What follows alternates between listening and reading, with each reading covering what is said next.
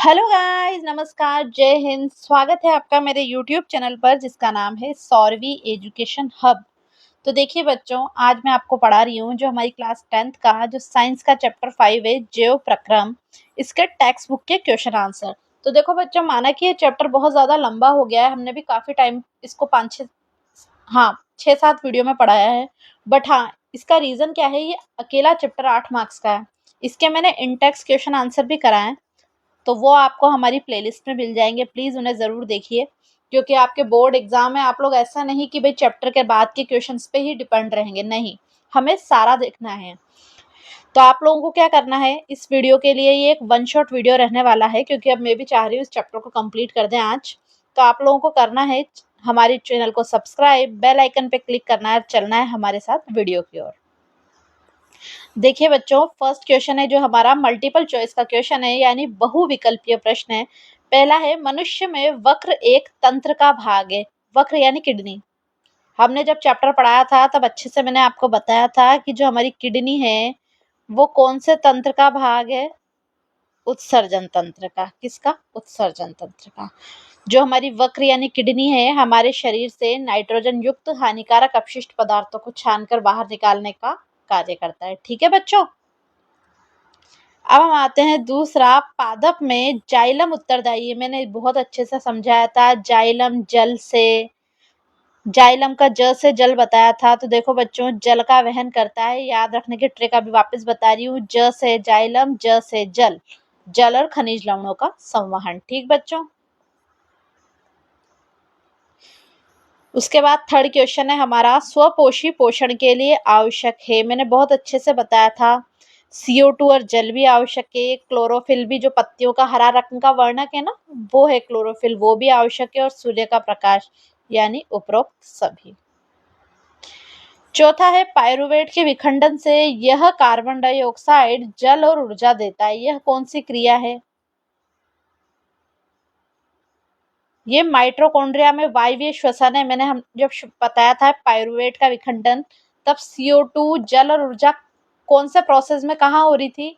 ये वायवीय श्वसन में हो रही थी। कहाँ पर? माइटोकॉन्ड्रिया में। तो यह वायवीय श्वसन की प्रक्रिया है जो ऑक्सीजन की उपस्थिति में माइटोकॉन्ड्रिया में पूरी होती है। और प्रचुर प्रचुर मात्रा में क्या बनती है? ATP। कितनी बनती है? 36 ATP। पढ़ाया था ना मैंने, ये मैंने लिख भी दिया, आपको याद आ जाए इसलिए। अब ये सब्जेक्टिव क्वेश्चन है। तो हमारा 5वें नंबर का क्वेश्चन है, हमारे शरीर में वसा का पाचन कैसे होता है, यह प्रक्रम कहाँ है? तो बच्चों, वसा का पाचन का स्थान कहाँ है हमारा? वसा का संपूर्ण पाचन श्रुदांत्र में होता है, यानी छोटी आंत में होता है। मतलब इसको इंग्लिश में बोलते हैं स्मॉल इंटेस्टाइन में होता है।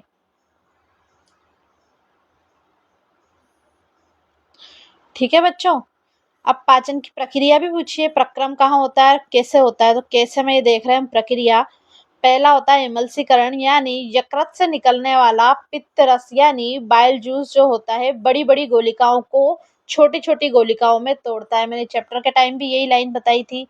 उसके बाद जो एंजाइम क्रिया करते हैं वो क्या करते हैं, अग्नाशय से निकलने वाले क्या लाइपेज एंजाइम क्या करते हैं, इमल्सीकृत वसा को वसा अम्ल में बदल देते हैं। क्या करते हैं? इमल्सीकृत वसा को वसा अम्ल में और ग्लिसरॉल में परिवर्तित कर देते हैं। ये भी मैंने आपको बताया था, याद रखना भाई बच्चों। अब क्वेश्चन नंबर 6 पे आते हैं हम। तो क्वेश्चन नंबर 6 क्या है, भोजन के पाचन में लार की क्या भूमिका है? देखो बच्चों, भोजन को पहले तो नम बनाना, मतलब थोड़ा सा गीला बनाना। जो लार है वो भोजन को क्या करती है, गीला, चिकना और लसदार बनाती है, ताकि यह आहार नली में, यानी जो हमारी ग्रसिका थी ना गले के अंदर, उससे आसानी से आगे फिसल सके। दूसरा है स्टार्च का पाचन। लार में लार एमाइलेज, जिसका क्या नाम है, टाइलिन। लार एमाइलेज यानी जिसका नाम है टाइलिन नाम का एंजाइम होता है, जो क्या करता है, जटिल स्टार्च यानी मंड को सरल शर्करा यानी माल्टोज में बदल देता है। याद रखना भाई। अब हम आते हैं हमारे क्वेश्चन नंबर 7 की ओर। स्वपोषी पोषण के लिए आवश्यक परिस्थितियां कौन कौन सी है और उसके उपोत्पाद क्या हैं? मतलब उससे क्या बनता है, मतलब क्या प्रोडक्ट बनता है, बाय प्रोडक्ट क्या है? तो आवश्यक परिस्थितियां यानी जो कच्ची सामग्री है, चैप्टर के टाइम भी पढ़ाया था। पहला है सूर्य का प्रकाश, ऊर्जा का प्रमुख प्राकृतिक स्रोत है। दूसरा है क्लोरोफिल, पत्तियों में उपस्थित हरा वर्णक जो प्रकाश ऊर्जा को अवशोषित करता है। पत्तियों में उपस्थित हरा वर्णक बताया था ना अभी, क्लोरोफिल, जो प्रकाश ऊर्जा को अवशोषित करता है। CO2 क्या है? वायुमंडल से पत्तियों के ये जो रंध्र होते हैं ना, बारीक छेदों द्वारा ली जाती है। और जल का क्या है? पौधों की जड़ों द्वारा भूमि से सोखा जाता है। ठीक है बच्चों, जल जो है पौधों की जड़ों द्वारा भूमि से सोखा जाता है, क्योंकि हम पानी कहाँ डालते हैं, जल कहाँ डालते हैं, जड़ों में डालते हैं, तो वहीं से सोखा जाएगा। अब बाय प्रोडक्ट क्या बनते हैं? ऑक्सीजन और जलवाष्प उपोत्पाद के रूप में मुक्त होते हैं। क्या होता है बच्चों? ऑक्सीजन और जलवाष्प क्या बनते हैं? इसके बाय प्रोडक्ट्स बनते हैं। ठीक है बच्चों।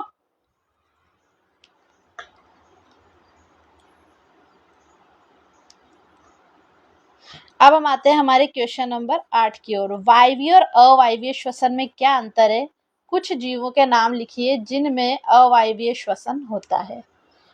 तो पहले डिफरेंस बताया, तो मैंने यहाँ वायवीय लिख दिया, इधर अवायवीय लिख दिया, तुलना का बिंदु लिख दिया। भाई किस टॉपिक से हम तुलना करें? ऑक्सीजन वायवीय में उपस्थित होता है, अवायवीय में अनुपस्थित होता है। ऊर्जा उत्पादन इसमें बहुत ज्यादा होती है,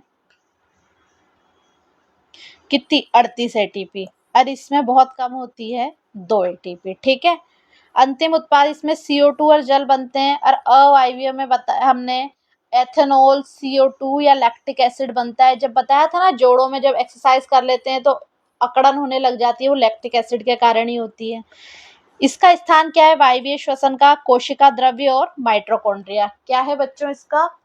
कोशिका द्रव्य और माइटोकॉन्ड्रिया स्थान, और अवायवीय श्वसन का केवल कोशिका द्रव्य। क्या बच्चों? केवल कोशिका द्रव्य में। अब हम आते हैं हमारे क्वेश्चन नंबर 9 की ओर। गैसों के अधिकतम विनिमय के लिए कूपिकाएं किस प्रकार अभिकल्पित हैं? पहला है विशाल सतही क्षेत्रफल। फेफड़ों में कूपिकाएं गुब्बारे जैसी लाखों संरचनाएं बनाती है, ठीक है, जिससे गैसों के आदान प्रदान हेतु बहुत विस्तृत क्षेत्रफल उत्पन्न होता है। अब आते हैं हम अत्यंत पतली भित्ति। इनकी दीवारें बहुत पतली होती है, एक कोशिका झिल्लीदार होती है, जिससे ऑक्सीजन और CO2 का विसरण यानी डिफ्यूजन सरलता से हो जाता है। पतली है इसलिए इजीली CO2 और ऑक्सीजन का विसरण हो जाता है। अब आते हैं हम रुधिर वाहिकाओं का घना जाल। कूपिकाओं की सतह पर रक्त कोशिकाओं का व्यापक जाल होता है, जिससे ऑक्सीजन तुरंत रक्त में क्या होता है बच्चों? घुल जाती है। अब आ रहे हैं हमारे क्वेश्चन नंबर 10 की ओर, जो है हमारे शरीर में हीमोग्लोबिन की कमी के क्या परिणाम हो सकते हैं? अब बच्चों, ये हमने कई बार देखा होगा, भाई इसके हीमोग्लोबिन की कमी आ गई किसी व्यक्ति के, तो डॉक्टर ने कहते हैं चुकंदर खाओ, टमाटर खाओ, अच्छी फल फ्रूट खाओ, और पालक मेथी खाओ, ग्रीन वेजिटेबल्स खाओ। तो क्या होता है, अगर खून कम हो जाता है, मतलब खून में हीमोग्लोबिन कम हो जाता है, तो क्या होता है बच्चों? एनीमिया हो जाता है, मतलब रक्तहीनता हो जाती है। तो देखिए इसका पहला रीजन है ऑक्सीजन की आपूर्ति में कमी। हीमोग्लोबिन ही क्या करता है? फेफड़ों से शरीर को की सभी कोशिकाओं तक क्या पहुंचाता है? ऑक्सीजन। तो ये हीमोग्लोबिन ही क्या पहुंचाता है? ऑक्सीजन, फेफड़ों से शरीर की सभी कोशिकाओं तक। इसकी कमी से सभी अंगों को क्या है? पर्याप्त मात्रा में ऑक्सीजन नहीं पहुंच पाती है। ऊर्जा की कमी व सुस्ती। कोशिकीय श्वसन धीमा पड़ जाने से कम ऊर्जा बनती है, और व्यक्ति को लगातार थकान, कमजोरी व सिर दर्द रहता है। क्या होता है बच्चों? थकान, कमजोरी व सिर दर्द रहता है।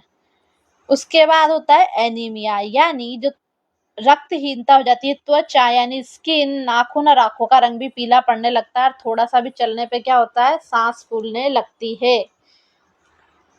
अब हमारे क्वेश्चन नंबर 11 की ओर, जो है मनुष्य में दोहरा परिसंचरण तंत्र की व्याख्या करिए और यह क्यों आवश्यक है? तो दोहरा परिसंचरण तंत्र में क्या होता है? मनुष्य के शरीर में रक्त को एक संपूर्ण चक्र पूरा करने के लिए हृदय से 2 बार गुजरना पड़ता है। कितनी बार?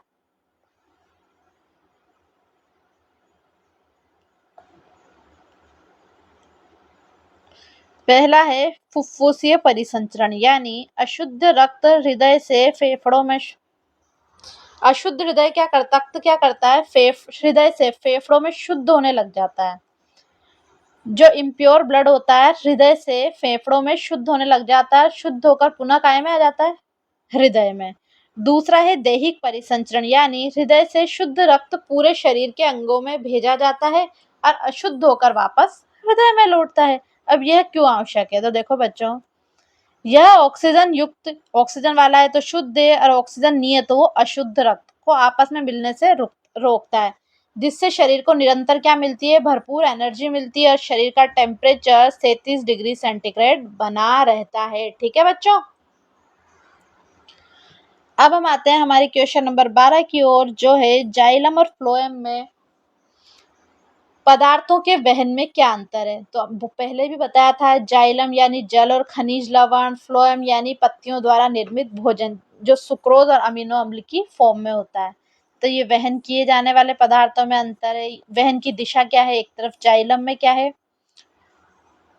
ऊपर, जल ऊपर ही जाएगा, केवल ऊपर की दिशा में, एक दिशीय होता है जड़ों से पत्तियों तक। बट फ्लोएम मैंने कहा था दोनों भागों में गति करता है, ऊपर नीचे दोनों दिशाओं में। ऊर्जा एटीपी की आवश्यकता, भौतिक खिंचाव वाष्पोत्सर्जन द्वारा ही होता है, एटीपी नहीं लगती है, स्थानांतरण के लिए एटीपी ऊर्जा का सक्रिय इस्तेमाल होता है। अब हम आते हैं इस चैप्टर के जो लास्ट क्वेश्चन है हमारा, इसके बाद जो है ना इसका दूसरा चैप्टर पढ़ेंगे इसके नेक्स्ट, तो इसलिए ये लास्ट क्वेश्चन है तो वो देखेंगे। फुफ्फुस यानी फेफड़ों में कूपिकाओं की तथा वक्र में नेफ्रॉन की रचना और क्रियाविधि की तुलना करो। तो बच्चों इधर रचना पहले कूपिका, इधर वक्राणु। कूपिका यानी जो फुफ्फुस में पाए जाते हैं, वक्राणु जो नेफ्रॉन यानी वक्र में पाए जाते हैं। गुब्बारे के समान पतली भित्ति होती है जो थैलीनुमा सूक्ष्म संरचना होती है। अब वक्राणु में क्या होता है, लंबी कुंडलित नलिकाकार संरचना होती है जिसमें बोमन संपुट होता है, पढ़ाया था अभी मैंने। इसका फंक्शन क्या है, रक्त और वायु के बीच गैसों का विनिमय करना। ठीक है, वक्राणु का क्या है, रक्त से नाइट्रोजन युक्त अपशिष्ट पदार्थों को छानना। किसका कार्य है ये, वक्राणु का। अब इसका मैकेनिज्म समझते हैं। कूपिकाओं में क्या होता है, सरल भौतिक विसरण प्रक्रिया द्वारा कार्य करती है, और इसमें क्या है, वक्राणु चयनात्मक निस्यंदन और उपयोगी पदार्थों का पुनरावशोषण करते हैं। ये भी मैंने बहुत डिटेल में आपको बताया है। तो बच्चों ये हो गया हमारा चैप्टर नंबर 5 कंप्लीट। तो मिलते हैं नेक्स्ट वीडियो में नेक्स्ट चैप्टर के साथ। तब तक आप लोगों को क्या करना है, हमारी वीडियोस को लाइक करनी है, अपने दोस्तों में शेयर करनी है, और प्लीज कमेंट जरूर करिए, कमेंट से हमें मोटिवेशन मिलता है।